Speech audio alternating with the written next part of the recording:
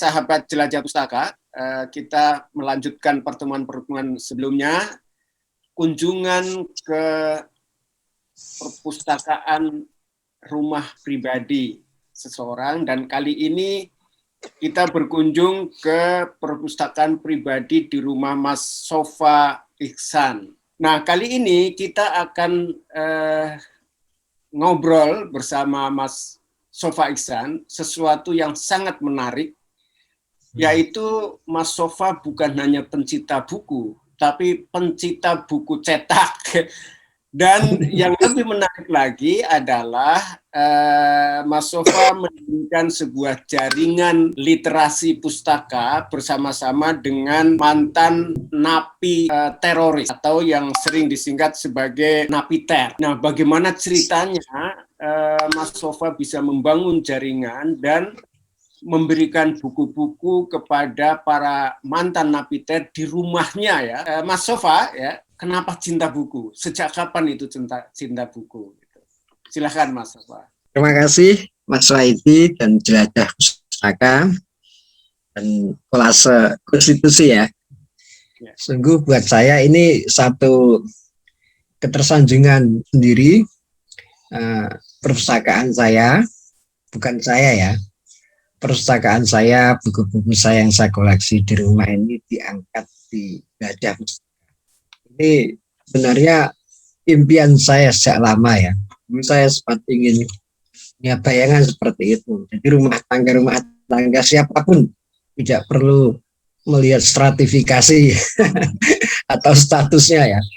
Rumah tangga yang punya perpustakaan pribadi, apalagi banyak ya, itu bisa diangkat.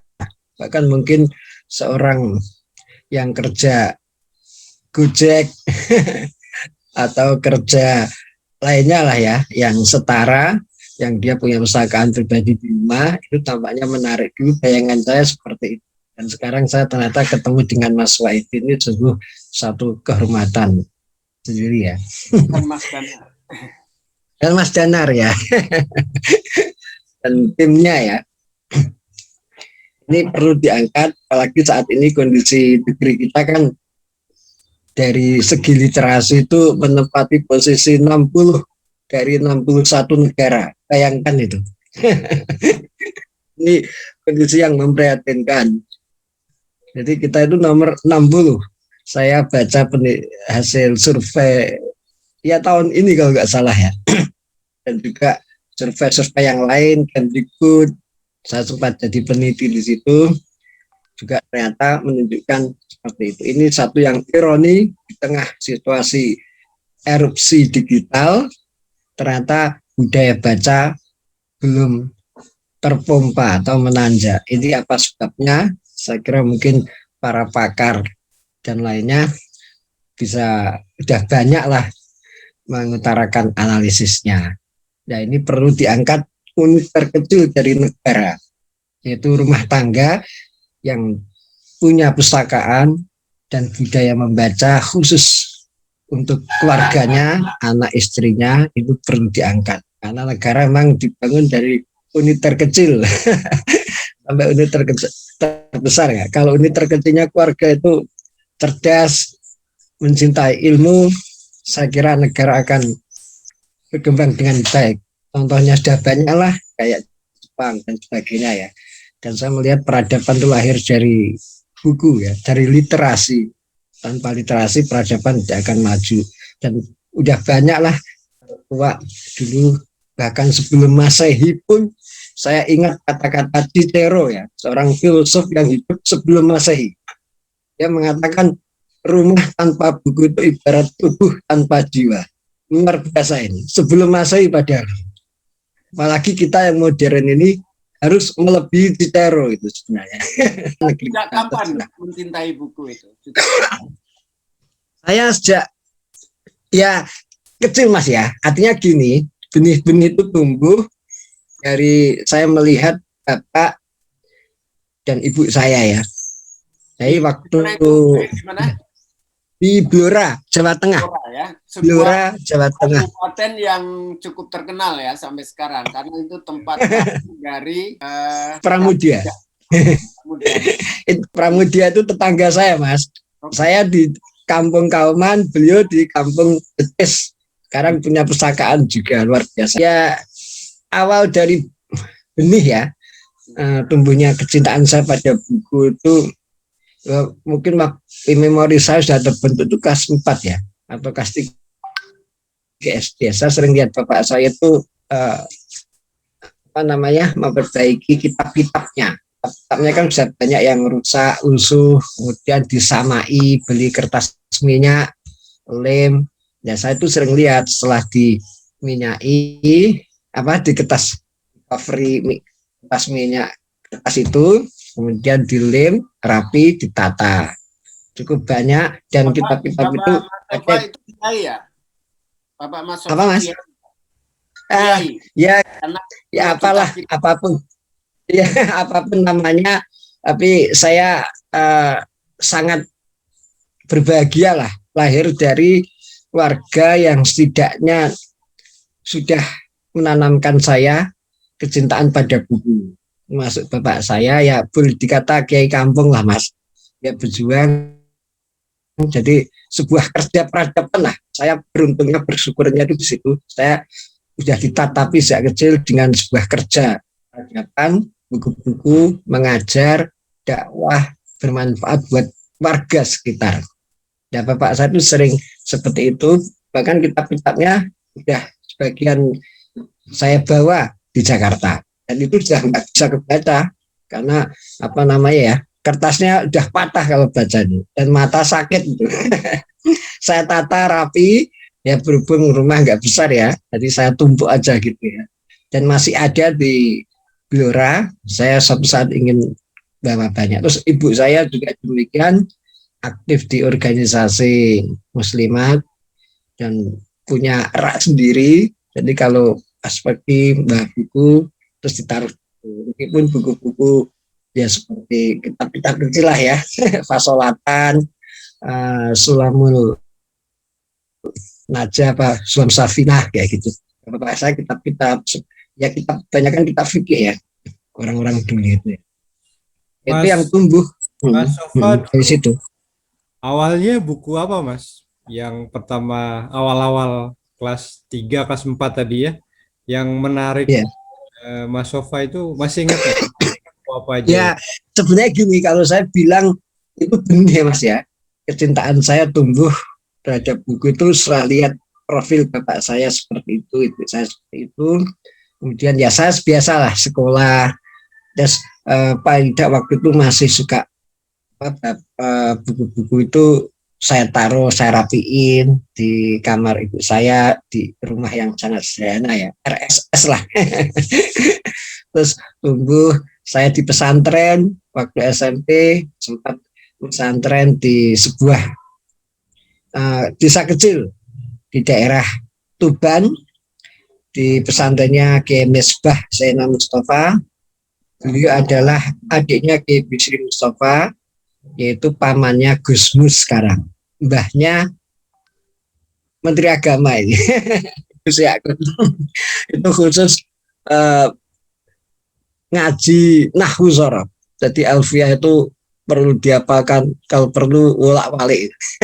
Kitab nahwu itu. Walaupun saya hanya sebentar, saya hanya berkenalan lah dengan dunia santri itu, tapi setidaknya itu membekas dan kemudian saya mulai mencintai buku, beli buku. Dan saya masih ingat waktu kecil itu seringlah diajak setelah bapak saya meninggal. Waktu bapak saya diajak ke sebuah toko kitab dan buku, namanya Pak Matori ya, pemiliknya ya.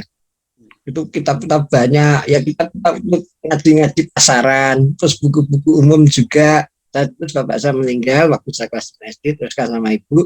Nah kita berkerabat baik ya dengan Pak Matori itu. Allah yarham, beliau sudah meninggal.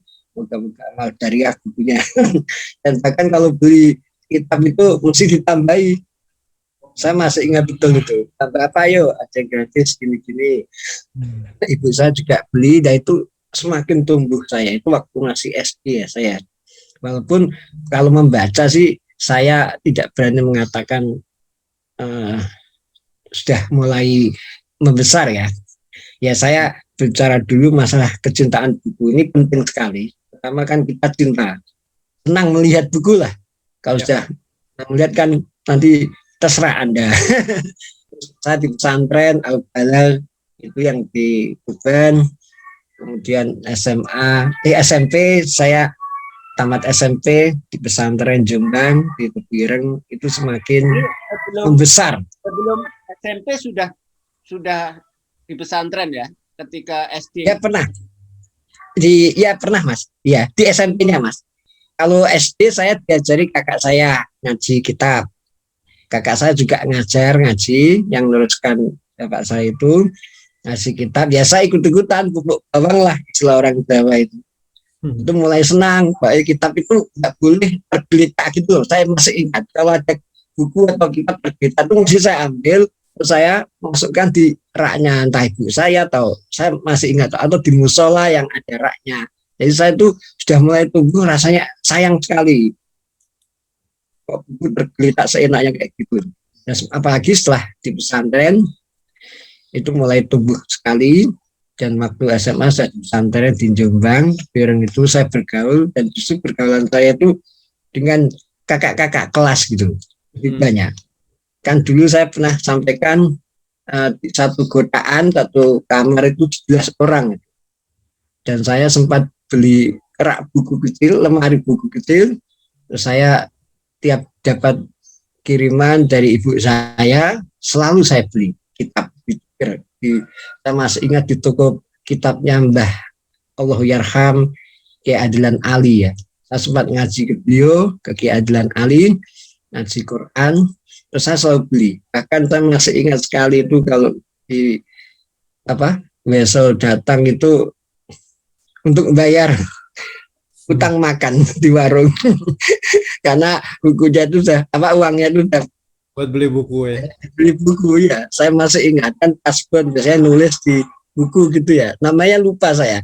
Yang warungnya itu terkenal itu waktu itu. Di luar sama di dalam ada kantin sendiri. Makan Indomie terus tasbih. Saya pasti beli kitab-kitab itu. Saya punya waktu SMA kecenderungan buku itu hanya kitab atau juga ilmu-ilmu lain, Mang? Dari mana dapat buku-buku ilmu lain itu? Ya itu Mas, satu godaan itu saya kan 11 orang, terus satu komplek itu berapa? Misalnya puluhan ya. Saya di komplek K, masih ingat itu ya, di depan lapangan basket itu. Nah, itu saya banyak kumpul itu dengan kakak kelas yang sudah kuliah. Jadi jaraknya sudah jauh. Ya, kakak kelas itu kan punya buku-buku, saya masih ingat betul itu. Kalau yang sudah mulai saya beli, yang baca itu ya selain buku Islam juga kayak misalnya bukunya Keith Barton. Saya dulu lupa menyampaikan. Keith Barton Sejarah Filsafat Barat, tipis itu. Itu milik kakak yang kuliah di Universitas Hasyim Asy'ari Unhas itu. Yaitu saya baca sejarah filsafat Yunani dari siapa itu? Plato, Aristoteles. Terus yang sebelum-sebelumnya Anaximandros, Heraklitus, itu saya menarik, wah ini sejarah filosof ini, sejarah pemikiran yang sampai sekarang terus berkesinambungan. Itu karena memang akses ke buku itu agak susah ya waktu itu, harus pergi ke kota Jombang itu. Saya nggak tahu dari mana, tapi saya sudah beli buku-buku di sekitar itu, saya sudah mulai membaca. Sebenarnya SMP saya membaca itu mulai. Ya seperti seperti Said Qutb, Hasan Al-Banna, Ali Syariati, Afzalur Rahman, Muhammad Fazlur Rahman. Kalau tokoh kita tuh Kontowijoyo, Amin Rais, Nurholis Majid, Gus Dur, tentu saja. Saya masih ingat membaca tokoh-tokoh Islam klasik seperti Imam Syafi'i, Ari. Sempat belajar waktu itu? Iya, itu dari kitab-kitab Mas, kitab-kitab Syafi'i gitu ya. Biasanya kita kan berkritasinya Syafi'i ya, lebih banyak itu ya. Ya Munil Muhtad, karena kitab-kitab itu saya kenal dari keluarga saya. Kitab bapak saya Tafsir Baidawi, Munil Muhtad, Imam Nawawi, siapa lagi ya? Kalau Ibnu Taimiyah itu nggak punya. Biasanya agak dijauhi itu Ibnu Taimiyah. Ya Muslim Imam Nawawi, Asyatok siapa? Baki Satok ya Anadul Talibin. Ini sudah saya kenal sejak SMP. Cuma mengenal doang. Dan ya lihat kitabnya, tapi belum saya baca gitulah. Ya baca biasa gitu ya. Karena saya masih harus melatih kitab gundul saya dari SMP itu, harus memperkuat nahwu sorofnya. Terus ketika saya di Jombang itu alhamdulillah ya setidaknya saya sudah ngaji sampai Fathul Wahab, bagi Samsuri Badawi, kemudian beberapa kitab fikih, kitab tasawuf, Tanbihul Ghafilin, terus kitab. Mas, bisa digambarkan nggak sebenarnya minat baca seusia Mas waktu di pesantren? Itu kecenderungan pribadi oke ya, saya kira itu ini. Tapi mana sebenarnya suasana di pesantren seusia Mas waktu itu? Apakah minat bacanya cukup tinggi, mencari buku-buku yang tidak tersedia di luar buku teks kelas atau bagaimana? Ya, teman-teman Mas ya, maksudnya ya, lingkungan itu ya. Suasana. Ya, lingkungan. Memang kalau waktu SMP saya sempat mondok di Al-Balagh, itu santrinya sangat tradisional. Jadi saya kiainya maupun keluarganya, saya masih ingat Gus Nafis, Gus Badik, terus Gus Ama pernah main ke rumah saya setelah saya nikah. Ya bacaannya khusus kitab kuning Mas, belum baca yang umum. Paling yang dibaca ya mungkin bukunya Gus Dur, Islam dalam pergumulan ya, saya lupa itu, yang sangat menarik buat saya. Muslim dalam pergumulan ya, itu saya mengenal waktu di Jombang. Tapi buku-buku luar itu masih sangat langka. Mungkin ada resistensi juga ya. Tapi saya kira bukan resistensi yang kuat seperti kondisi pesantren yang baru-baru ini muncul ya, dari istilahnya Islam transnasional lah ya. Nggak resistensi gitu, kayak mantek itu juga dipelajari kan, filsafat masuk logika lah. Itu juga dipelajari, tapi lebih banyak ilmu-ilmu alat. Nah, kalau saya sendiri kan membaca di luar kurikulum pesantren, katakan itu atas inisiatif pribadi dan juga pergaulan satu dua orang. Kalau sebagian besar saya memang lebih banyak membaca kitab-kitab gundul, kitab-kitab klasik, kitab-kitab kuning gitu ya. Kalau yang waktu SMP juga keluarga saya, tapi buku-buku yang umum ada kayak kakak saya, buku-buku Michael Hart, yang diterjemahkan itu, terus Kiai Sirajuddin Abbas yang soal mazhab Syafi'i. Saya masih ingat itu waktu masih SD saya. Bicara soal buku itu semakin menggila setelah kuliah itu, bahkan nyuri-nyuri buku juga saya. Jujur aja saya ini masuk mencuri buku. Kayaknya kalau penggila buku nggak pernah mencuri itu belum termasuk. Saya ingat kata-kata Gus Dur gimana itu, beliau Allahyarham itu meminjamkan buku itu satu kesalahan gitu, kata-kata kata-kata ini. Karena saya mencuri, meminjamkan buku itu tindakan bodoh. Tapi lebih bodoh lagi ketika sudah dipinjamkan dikembalikan. Iya. Iya, kata-kata itu luar biasa. Itu saya semakin menggila Mas, walaupun saya ini kan dari mahasiswa proletar lah ya. RSS itu, jadi tetap saya harus memanajemen uang sampai saya kerja juga di percetakan, penerbitan sebagai editor. Terus saya beli buku selalu. Dan saya di Kerapiak itu kos sendiri, bukan di pesantren ya? Santri. Ya di dalam pesantren yang masuk itu Mas, masuk itu Mas. Beliau punya kos-kosan dan saya itu penuh buku. Teman saya yang saya main di situ, dan saya sempat mengajar balah kitab kuning, balah Fathul Mu'in, tapi di kamar saya, bukan di pondok. Mahasiswa UIN itu minta saya untuk bacakan kitab Fathul Mu'in. Wah, saya bilang itu kitab susah itu, tapi tetap maksa. Wah, ini terpaksa ya, alhamdulillah kok lantar aja. Memang awal-awal itu sulit Mas ya, innamal usri yusra itu ya. Akhirnya itu sampai itu, ya itu semakin menggila, kitab-kitab maupun buku saya beli di shopping, sampai saya pernah royokan sama teman saya itu apa ya? Saya nemukan di shopping itu Das Kapital dalam bahasa Jerman, walaupun nggak bisa baca, tapi royokan. Waktu itu harga berapa ya? Udah puluhan lah. Ya, saya dapat royokan, akhirnya saya yang dapat. Entah kemana itu buku itu, saya nyesal sekali.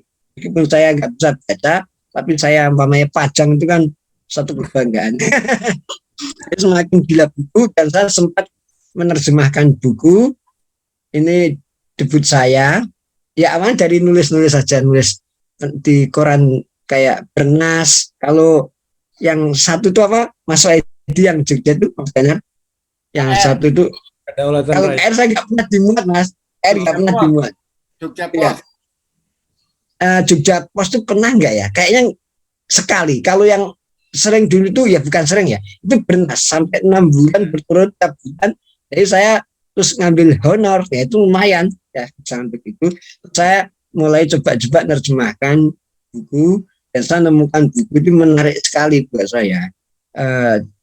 Buku bahasa Inggris baik tentang Ikhwanus Sofa yang nulis Ian Richard Nathan itu ya. Itu saya terjemahkan, baik jumlah halamannya hampir 200. Saya itu nyoba aja, pede aja. Terus saya terjemahkan apa saya mampu apa enggak. Dan selesai, saya tawarkan di penerbit Aditya Media. Lupa saya di daerah Jalan Solo. Kok diterima? Terus begitu terima, saya kasih duit berapa ya? 400-an ya. Lupa saya. Wah itu saya ngambil duit sama teman saya ajak. Teman saya sekarang itu yang saya ajak itu malah sekarang jadi direktur BNI, Mas. Direktur BNI gitu. Itu awal memang hidup dari nulis ya, nulis, terjemahin gitu ya. Iya, betul. Iya. Saya dapat duit itu, terus saya ajak makan-makan, itu buku saya mulai nerjemahkan. Ya itu terus bahagia. Mulai semakin gila, Mas, tentang buku itu. Terus sampai saya tamat, yaitu buku-buku itu ada yang, yaitu mungkin karma seorang pencuri buku. Karma itu sekarang tuh saya titipkan di teman masih.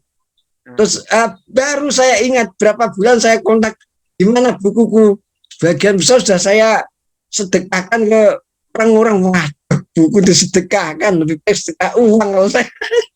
Maksudnya saya ambil banyak, Mas. Lalu saya nyesal waktu itu. Terus saya kan pulang ke Blora, yang saya bawa Blora sebagian, yaitu saya karena saya sakit dan saya harus merawatnya sampai beliau meninggal. Ya saya di Blora itu ya gitu-gitu aja nulis. Jadi sebelum pindah ke Jakarta, bagaimana ceritanya ke Jakarta itu? Jadi ke Blora dulu ya, kemudian ke Jakarta. Ya, tamat saya kuliah, kemudian saya pulang ke Blora. Saya di Blora itu selama 2,5 tahun karena saya harus nunggui merawat ibu saya sampai ibu saya kemudian kena stroke. Makanya kira-kira 2,5 tahun saya.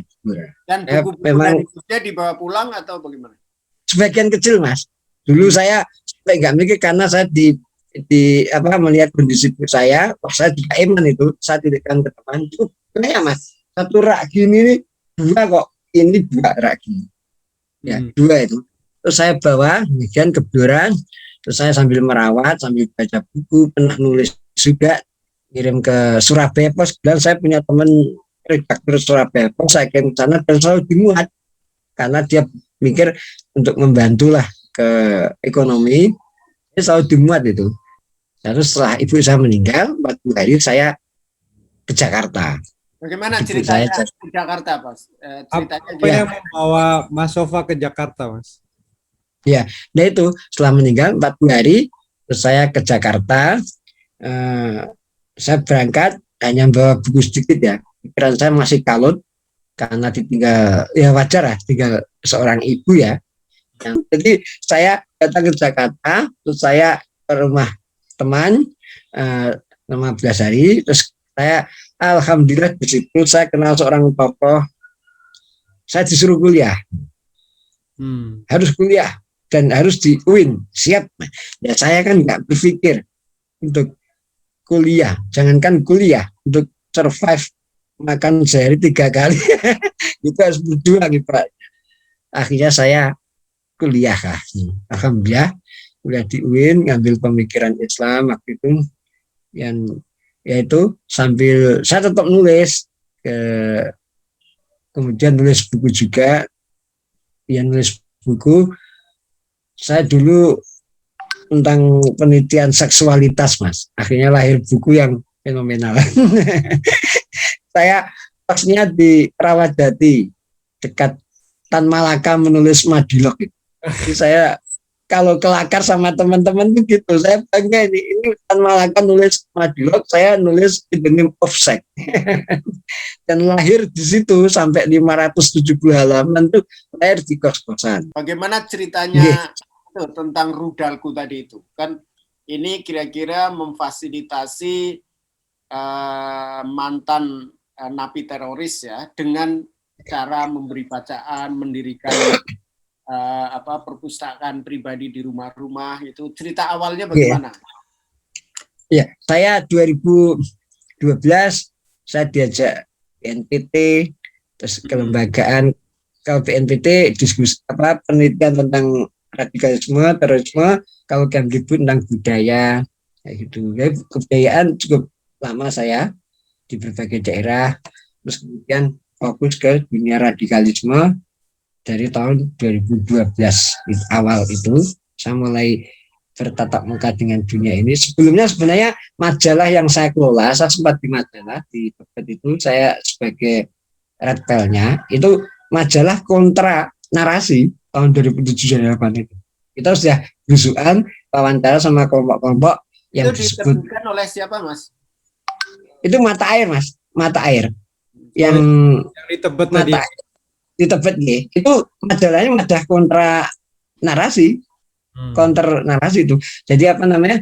Saya sudah terlibat itu 2007. Tak lama itu sampai 3 tahun lah, sampai bubar itu majalah itu, dan itu disebarkan ke bahkan buat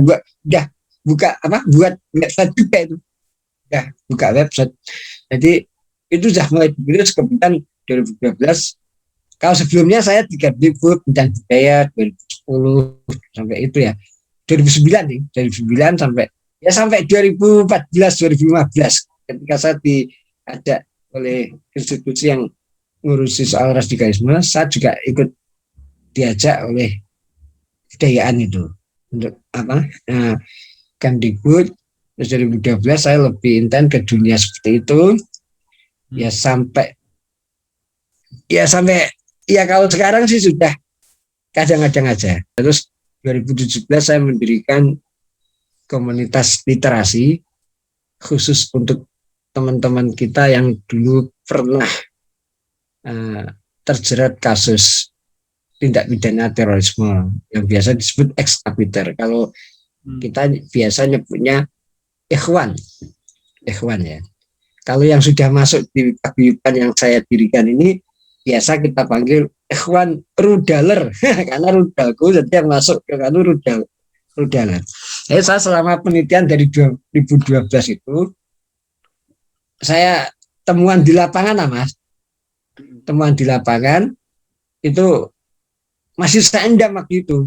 Wah, orang menjadi ekstrim itu salah satu sebabnya adalah kurang baca. Nah, ini sesuai dengan passion saya Mas.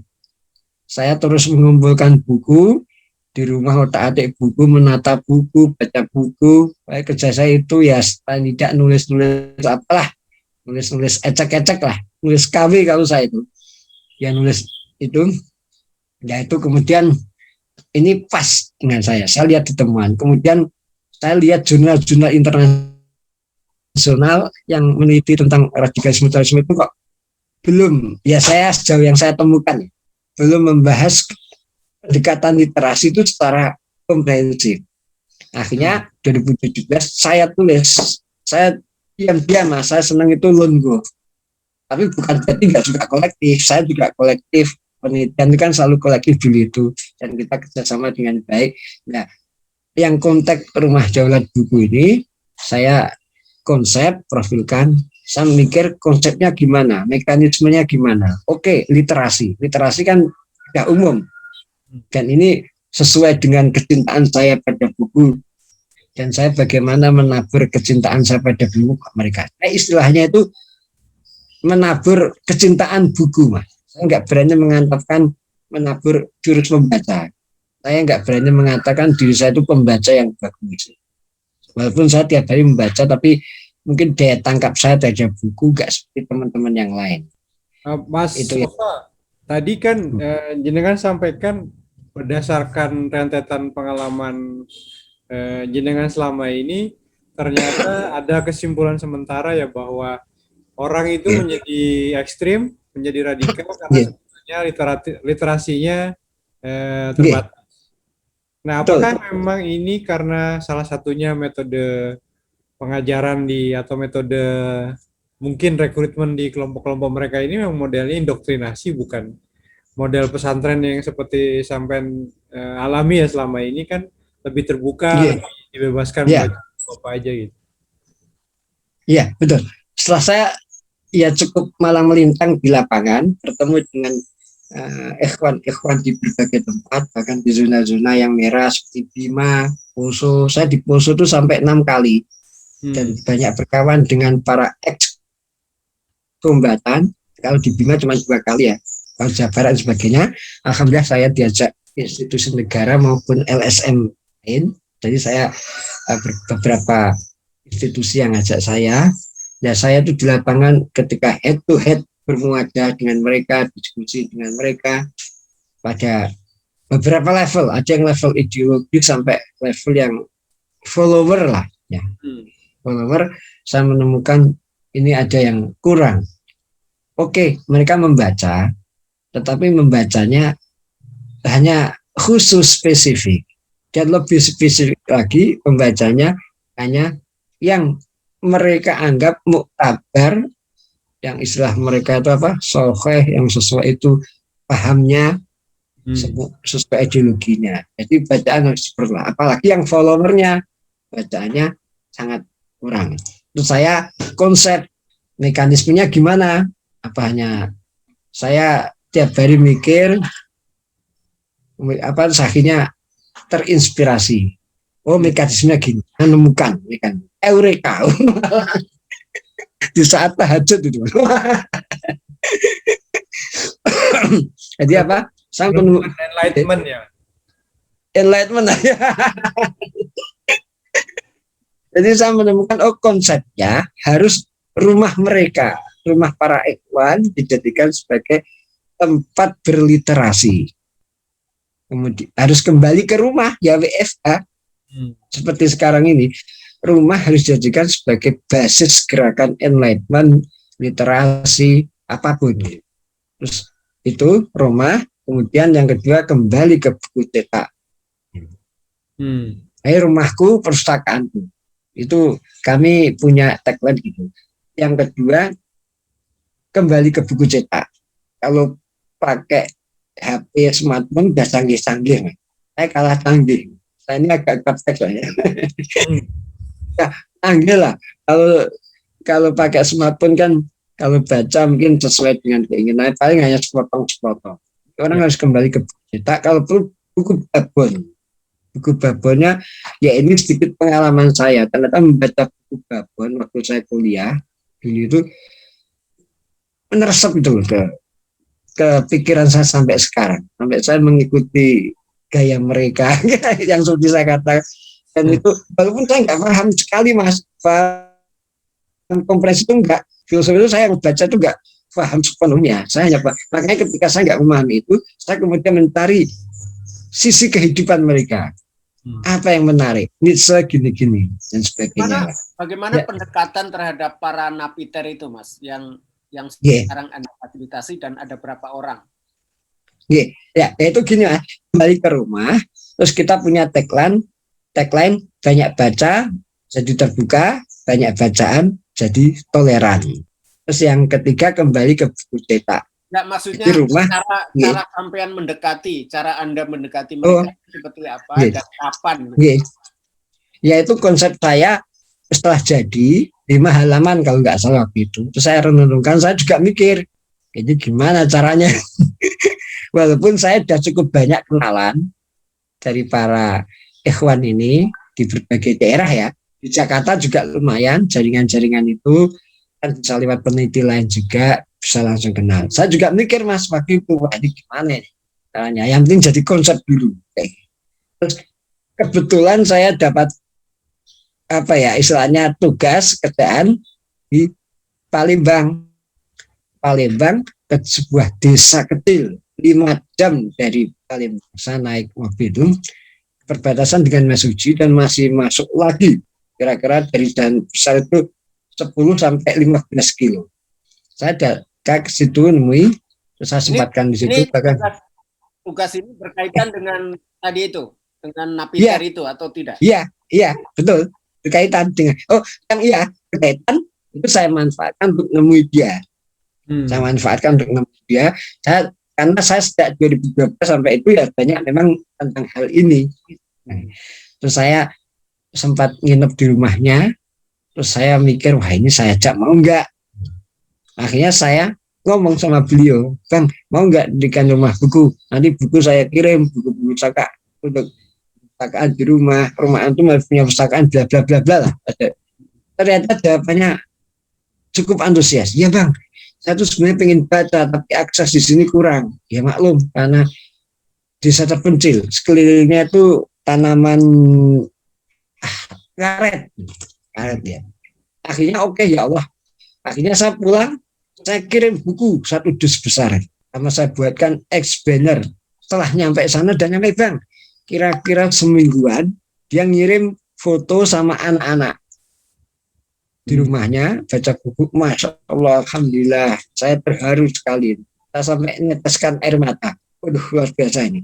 Ya, karena apa konsepnya itu kan rumah, kemudian rumah itu dijadikan untuk literasi warga sekitar. Rumah menjadi taman baca masyarakat untuk warga sekitar. Jadi saya bilang sama beliau, jihad itu cukup sekitar rumah Bang. Warga sekitar rumah antum jadi punya pustakaan, nanti saya supply buku-bukunya. Terus jadi apa? Taman baca. Terus nanti saya kadang-kadang datang kalau ada rezeki, ajarkan anak-anak warga dari SD sampai remaja lah. Kita ajari bagian suka membaca buku, kemudian kita sisipi kecintaan pada tanah air, terus Islam yang moderat kayak gitu ke anak-anak, tapi sebenarnya juga kita arahkan ke ikhwannya ini. Ya itu terus seminggu kurang lebih seminggu kalau lebih itu ngirim foto itu. Saya terharu sekali, ya Allah. Wah ini luar biasa. Terus saya bingung juga. Ini baru satu gimana? Akhirnya dari beliau ini ngajak temannya yang satu jaringan di Palembang. Ada 3 dan 3-tiganya pada kesempatan Jakarta pernah main ke tempat saya 2 kali. Kita makan-makan di sini, ngobrol di sini, foto-fotoan indah lah. Terus saya ke sana 2 kali ke Bumiharjo, Palembang itu untuk mengadakan kegiatan literasi itu. Saya mereka mengumpulkan anak ya sebelum pandemi ya. Terakhir itu sebulan lebih sebelum pandemi. Jadi sampai mengumpulkan 25 anak. Rumahnya itu penuh anak. Saya ngajari sendiri sama dia, sama beliaunya. Karena beliau kan yang mengampu. Jadi anak-anak gini kan asik lah buat saya ngajari kayak gitu itu sama anak-anak. Terus anak-anak saya suruh mereview buku. Ayo baca ini nak. Apa nanti sampaikan. Ada yang berani ngomong. Jadi anak desa harus berani. Nanti Indonesia itu akanlah. Ya. Itu jaringan pertama atau sebelumnya sudah ada atau keberapa itu di Palembang itu? Oh, ya Palembang, dari Palembang kemudian kita Mas ya, kemudian Jabodetabek. Jabodetabek itu saya langsung ketemu beliau, terus saya minta main ke rumah juga, terus kebetulan akhirnya Jabodetabek itu waktu itu 13. Iya 13. Sekarang udah 15. Mungkin lebih ya 15 lebih.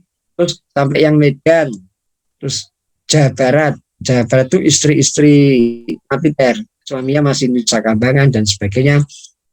Itu kita ajak total sekarang 35 sampai Padang. Jadi ketika saya ada meskipun enggak sekarang ada 35 orang dan masih akan terus bukunya semuanya disuplai dari Mas Sofa? Dari donasi, Mas. Ada buku saya donasi, jadi apa? Teman-teman ada yang donasi pribadi, ada yang kalau lembaga saya jarang. Kemenak itu saya minta bantuan dikasih Quran, 40 Quran juga saya bagikan ke teman yang di sini. Terus pribadi Kemdikbud pernah, tapi lebih banyak karena saya punya teman terus dikasih. Itu banyak kan dari pribadi, Mas. Ada yang pernah nyumbang orang kaya di Kemang, Mas, Masya Allah luar biasa itu. Nelpon saya ada dia di nganu di apa ya, saya lupa pokoknya tahunnya. Saya cari alamatnya, dia nelpon saya, ternyata di Kemang itu pinggir jalan usaha. Wah, ini orang nggak band. Saya masuk ke situ, kasih ribuan buku, mah macam-macam, dari buku anak mereka yang sekolah di Al Azhar, SD, SMP, SMA, buku bacaan umum, buku bacaan agama, saya kumpulkan sini, sudah habis semua. Dan sebelumnya saya dibantu dengan donasi buku juga ribuan. Dari mana ya? Kebayoran Lama. Itu katanya dia bilang ini sekitar 6.000. Saya bawa. Udah habis semua. Itu menarik. Yang lain donasi. Bahkan jadi sekarang masih menerima donasi ya, kalau ada yang sangat, Mas. Ya. Jadi bahkan ada Tionghoa, ada Tionghoa yang di Duren 3 itu nyumbang buku saya. Jadi beberapa kali dia ngirim lewat GoSend. Terus buku dia pribadi, saya pernah ketemu beliau di rumahnya, Tionghoa itu. Terus dia informasikan ke teman-teman muslimnya, akhirnya teman muslim tetangganya itu ngasih buku ini apa, terus dikirim ke saya beberapa kali. Banyak kan memang pribadi. Tapi kalau itu tidak harus baru ya, Mas ya. Buku itu tidak harus enggak, baru, Mas. Ya. Buku-buku lama, Mas. Buku penerbit juga pernah nyumbang. Yang reject itu, Mas. Penerbit teman saya. Itu yang reject. Enggak apa-apa lah, Pak. Buku mau kumal, mau apa, kita kan salurkan ke mereka. Pokoknya layak baca ya, Mas. Oke. Ya buku apapun, Mas. Buku agama. Kalau agama jelas kami seleksi ya. Nah, itu yang mau saya tanya, Mas Sofa. Jadi kan tadi Mas Sofa mengatakan bahwa sebetulnya mereka cukup tertutup dengan literasi alternatif ya, karena terbatas. Nah, bagaimana caranya kemudian Mas Sofa mulai mengajak mereka membuka diri terhadap alternatif bacaan ya, yang artinya bacaan yang lebih lebar gitu, baca yang lebih banyak. Iya. Memang konsep kami dari awal, buku yang kita kirim ke beliau-beliau ikhwan ini umum, nggak hanya buku agama. Jadi saya sebenarnya walaupun ini belum terwujud secara baik ya, secara ideal, saya sebenarnya ingin mengajak mereka juga membaca buku-buku antropologi, sosiologi, bahkan filsafat.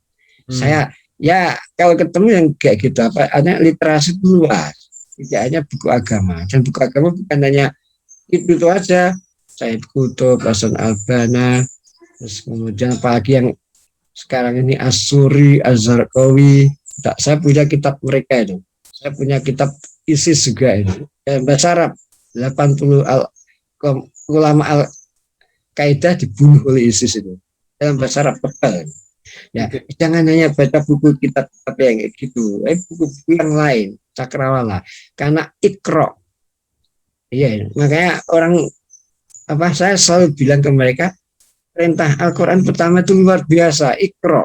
Bukan bertakwalah dulu, bukan cari rezeki atau kawin dulu, tapi Iqra. Ada nomor berapa perintahnya? Allah enggak, tapi Iqra dulu baca. Ya, Iqra itu semuanya luas. Dulu peradaban Islam bisa maju, Andalusia dan sebagainya itu karena membaca. Nggak ada ulama dulu, nggak ada yang nggak nulis, membaca. Malah jarang yang sebagian mubalek, berkeluar-keluar orator. Ulama dulu diam membaca, menulis, dan kitabnya sekarang bisa dikaji. Kalau sekarang kan banyak berkeluar-keluar bicara di mimbar, kalau omongan itu cepat hilang, kata-kata akan terpahat sampai. Nah, itu kita sebenarnya idealnya seperti itu. Walaupun sudah mulai sejak dulu itu ya, kita kasih buku-buku umum, masuk buku anak-anak. Karena kan buku anak-anak itu masuknya di keluarga mereka kan punya anak, Mas. Ya, Anak-anak. Ya. Dan juga untuk TPM itu warga sekitar. Jadi kalau ngadakan kegiatan kami itu anak-anak yang dikumpulkan sama remaja SMA. Ya, terus buku-buku yang sifatnya yang lain. Buku bahkan buku apa ya dulu saya kasih. Sempat ada saya sisipi buku filsafat yang buku saya itu. Buku saya itu. Tapi karena nggak banyak ya Pak saya sisipi ya itu. Memang kita perlu apa ya pelan-pelan.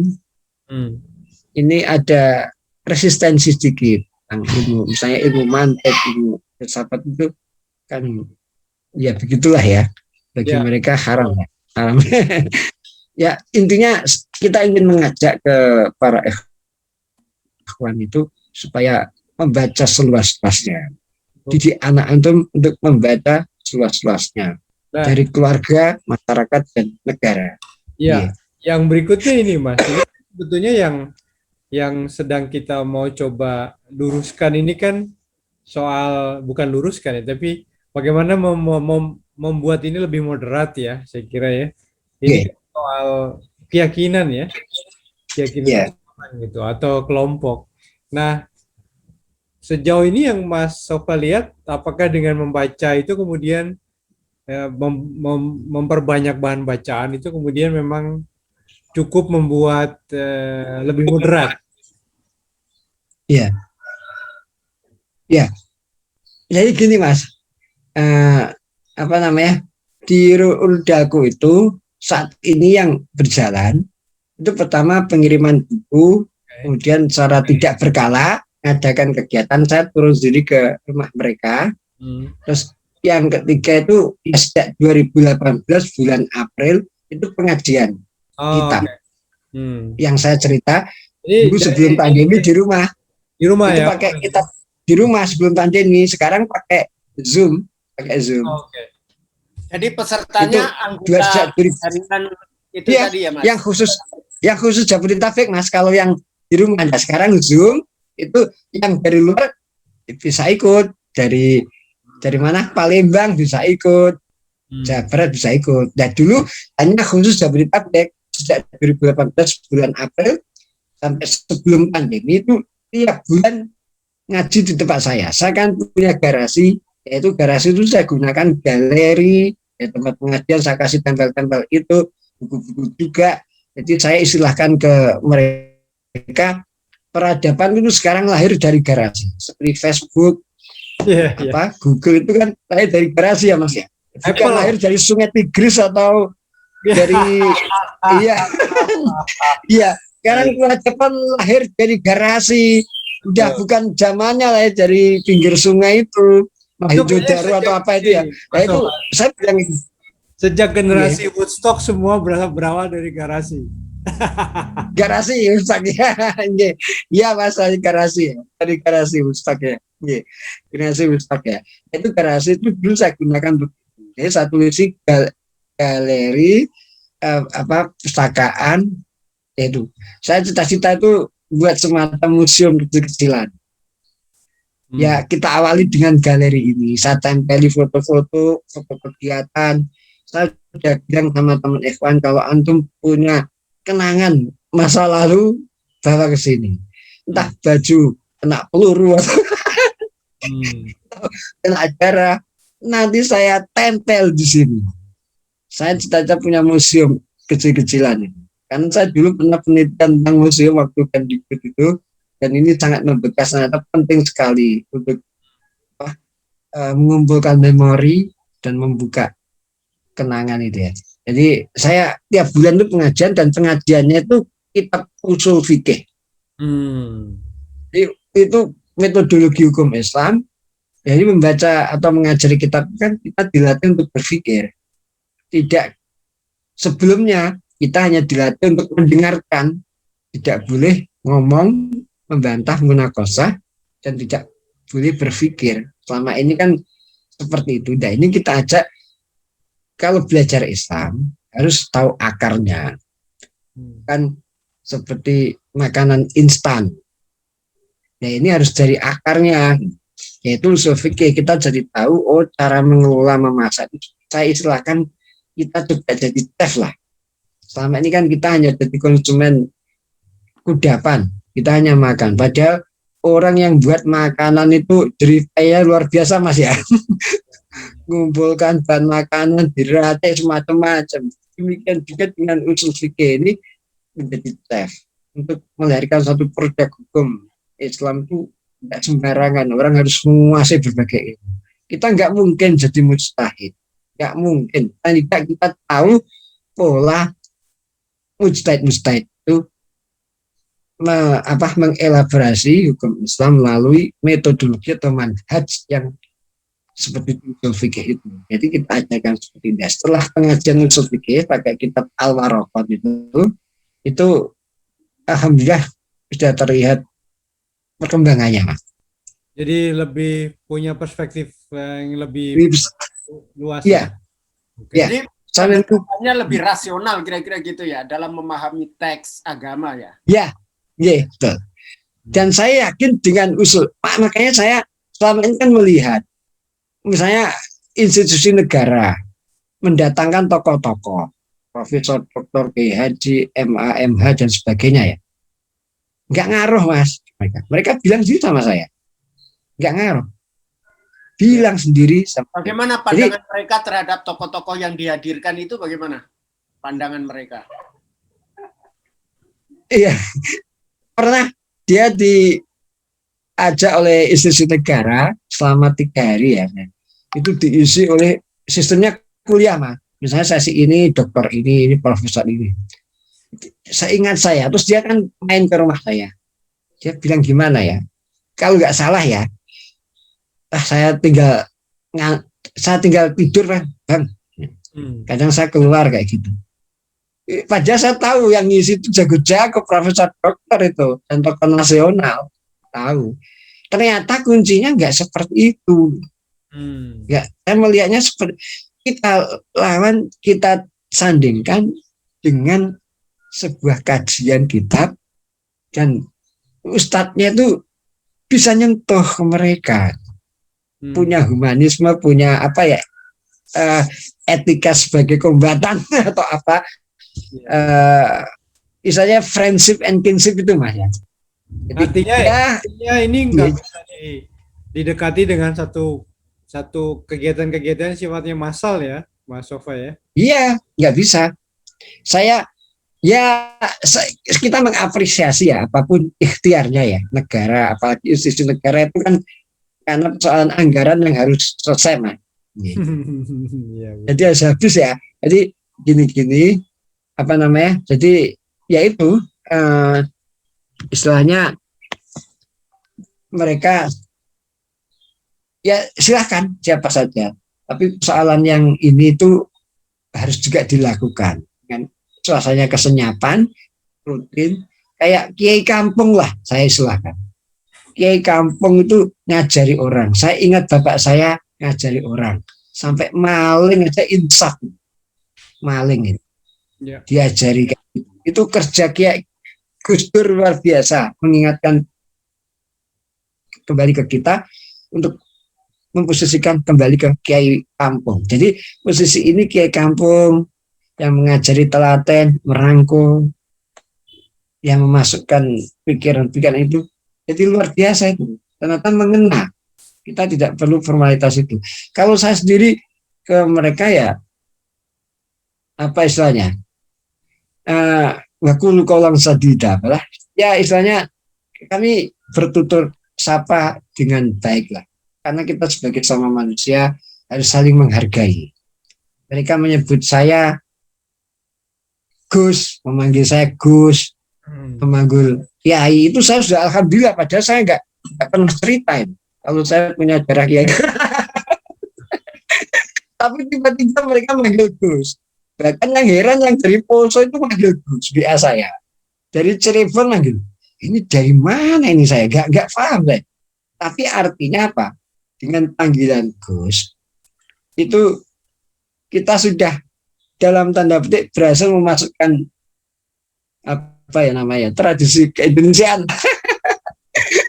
Dan biasanya Ustadz, atau apa gitu. Ya. Bisa apa murabi, koid, murabi, ustadz gitu ya. Dan ini saya panggil Gus itu dalam hati saya berhasil masukkan istilahnya itu pribumisasi Islam itulah. Sudah luar biasa kok mereka manggil Gus itu. Ya itu saya sama sekali Mas, nggak heran pertama kali panggil Gus. Dari mana ini? Mungkin dia sudah tahu gelagat saya yang santri tradisional itu ya. Padahal saya nggak pernah cerita soal saya latar belakang gini-gini. Saya orang Islam yang berusaha taat menjalankan Islam dengan benar, gitu aja saya. Tapi itu salah satu masukan yang menarik buat saya, yaitu seperti tradisi-tradisi yang sempat saya sampaikan itu. Mas Sofa, Yaitu, berarti selain museum tadi, apa yang masih jadi apa ya semacam obsesi atau cita-cita besarnya Mas Sofa ini? ya kalau saya sih mengalir aja Mas ya.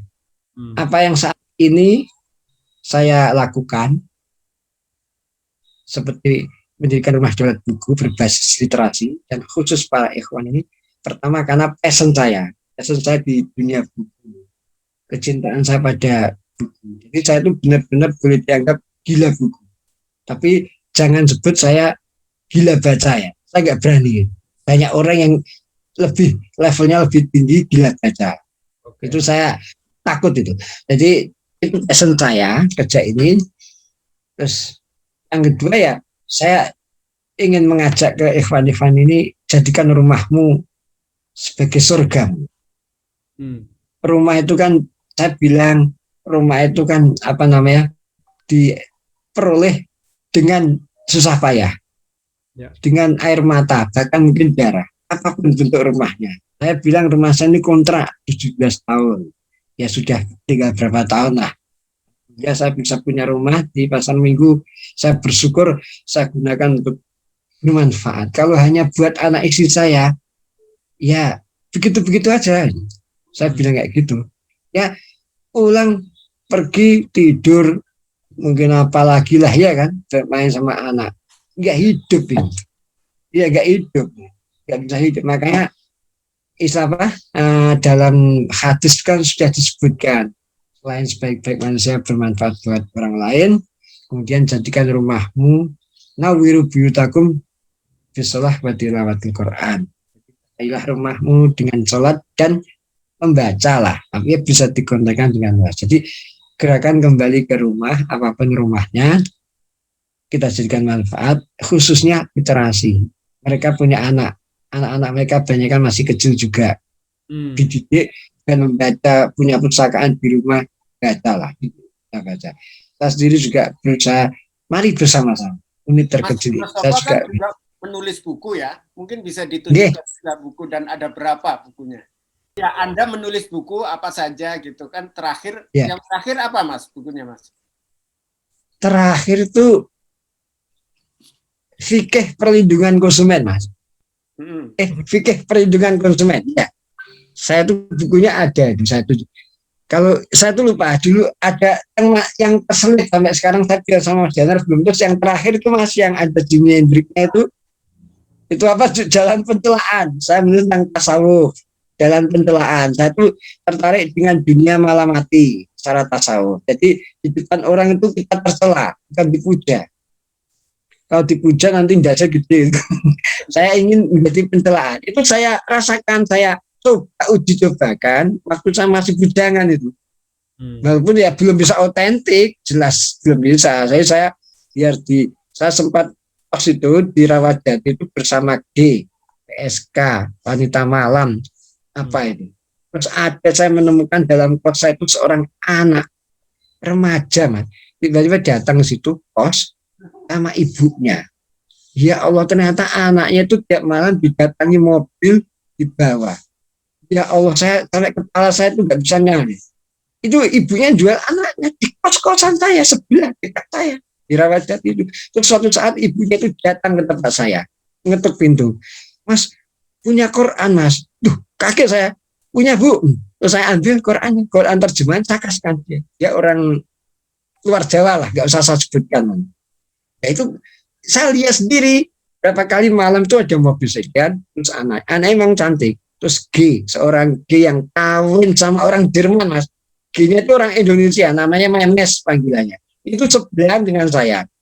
Itu saya kawin sama orang Jerman polisi, jadi tiap 3 bulan 4 bulan dia ke Jerman. Terus ada yang suka diskotik, saya pernah diajak juga itu. Nggak tahu nyerai apa itu diskotik. Ya saya itu hidup dengan gitu, merasakan wah gini hidup kebinekaan. Inilah sesungguhnya kebinekaan. Itu ditulis dalam buku apa, Mas? Itu ditulis itu saya tulis di buku, dalam buku In the Name of Sex, Mas. In the Name of Sex. Santri, dunia kelamin, dan kitab kuning. Itu kalau sudah ada mitos dulu, kalau misalnya sudah ada mitos kayak sekarang ya, itu bisa hancur saya. Dihabisi, dibully, bisa tauhid, kafir, layak dihukum mati. Karena buku itu menceritakan kegelisahan saya tentang dunia itu isinya nggak hanya seperti saya waktu kecil, saya ngaji, iya undercover ya. Karena saya lah dunia itu isinya nggak kayak gitu. Apa? Kalau waktu kecil sampai saya besar itu kan ngaji, kayak gitu ngaji kitab. Setelah saya di Jakarta, saya melihat dunia juga, saya sudah melihat di Jakarta lebih melihat itu. Makanya saya dulu sering ngilang sendiri. Saya keluar Jawa, punya uang hasil nulis, terus berangkat sendiri, tinggal di lodgemen, seperti itu. Saya ingin menghayati hidup bohemian, istilahnya silence of evil, silence of evil. Jadi mencari kesantuan dalam kegulitaan, dalam kegelapan. Orang bisa menjadi santo itu dalam kegulitaan, bukan hanya dalam terang benderang menjadi santo. Saya di pesantren belum tentu saya jadi kiai, tapi dalam dunia yang seperti itu saya bisa menjadi seorang kiai. Yaitu In the Name of Sex itu paling buat saya otentik, Mas. Dan itu ditulis di Rawajati. Jadi, sama dengan Tan Malaka menulis Madilog ya. Iya. Saya kalau kelakar kayak gitu, ini lahir di Rawajati sama dengan Madilog itu. Saya kebetulan saya kelakar aja. Nah, saya menulis dengan otentik, dengan kemudian saya melihat dunia itu, kemudian saya baca kitab-kitab itu sampai saya beber di kos-kosan itu. Saya mencari apa Tuhan ini. Bingung kepala saya. Jadi saya mengalami buku tadi apa ya? Sempat terjual berapa banyak, Mas? Yang tadi? Saya kurang tahu, Mas. Yang menerbitkan Dewa Pos Surabaya. Dulu sempat sama Desantara kecewa saya. Tiba-tiba Dewa Pos dengar langsung, Mas, saya terbitkan 2 minggu terbit. Terus benar-benar terbit 2 minggu. Padahal Desantara sudah Pak Bisi Effendi ya, tapi temannya Pak Mas siapa saya lupa itu, yang sering ke kos-kosan saya itu, yang dilihatkan gini-gini. Ya itu yang saya benar otentik. Saya untuk menulis kayak gitu sekarang ini susah, Mas. Apalagi sekarang hidup saya udah nyaman gitu. Aduh, itu susah. Dulu kan saya kos sendiri, makan nyari, terus kuliah dalam keadaan itu, kumpul sama teman. Hidup saya buat mengalir. Nah, di saat itu saya nulis tuh dalam suasana perih gitu. Merasakan. Benar, itu merasakan. Dan saya untuk menulis buku itu susah. Kata-kata yang keluar itu di buku itu saya ulangi sekarang susah, Mas. Betul, hak ini. Jadi orang menulis itu ternyata seperti itu. Saya masih belajar terus ya. Kata-kata yang keluar ibarat sufi itu satu hati. Ya enggak lah. Artinya itu saya susah. Kata-kata saya kok seperti ini ya. Saya sekarang nggak bisa ya. Kalau saya baca itu saya kayak gitu. Benar. Jadi fungsinya bisa. Saya kira ini terima kasih sekali menyediakan waktu untuk ini. Juga Mas Danar ya. Saya kira ini sangat produktif. Sahabat jelajah pustaka yang saya cintai, terima kasih. Sampai jumpa dan salam sehat dan jaga patuhi prokes selalu, protokol kesehatan. Terima kasih. Assalamualaikum warahmatullahi wabarakatuh.